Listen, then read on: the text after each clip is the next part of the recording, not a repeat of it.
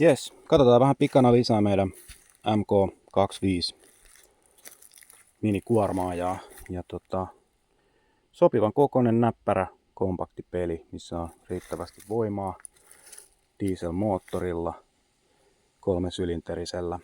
Tässä mallissa on edessä löytyy lisähydrauliikat, hydrauliset pikakiinnitykset lisälaitteille.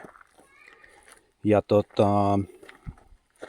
ylipäänsä tässä on hyvin otettu niin kuin käyttäjäystävällisyys huomioon, eli koneen käyttäminen ja mahdollisesti huoltaminen ja muut on kyllä tosi helppoa ja siellä on paljon tilaa, jos tarvitsee asioita tehdä, niin tekniikka on aika simppeliä ja huollettavuus on helppoa.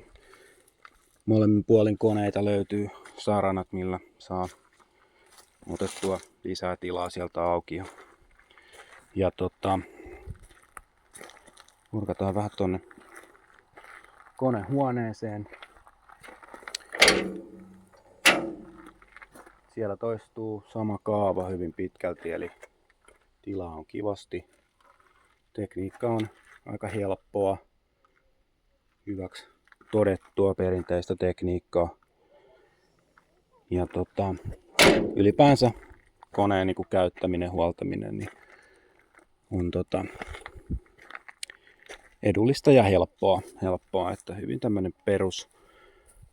peruskone, kaikki ne riittävine tarvittavine toimintoineen kyseessä, että ovet löytyy molemmilta puolilta ja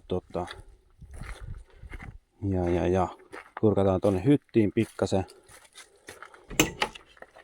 Elikkä siellä on mukavan kokoinen hytti,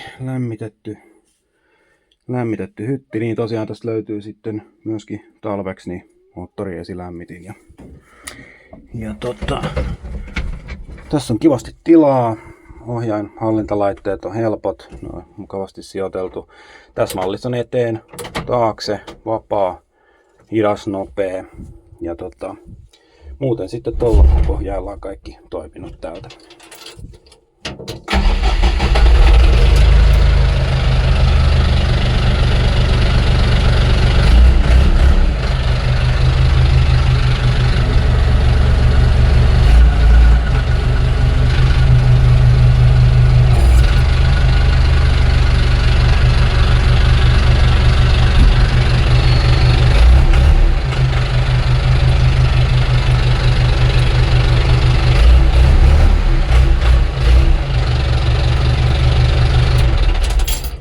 Näin, sellainen peli meillä.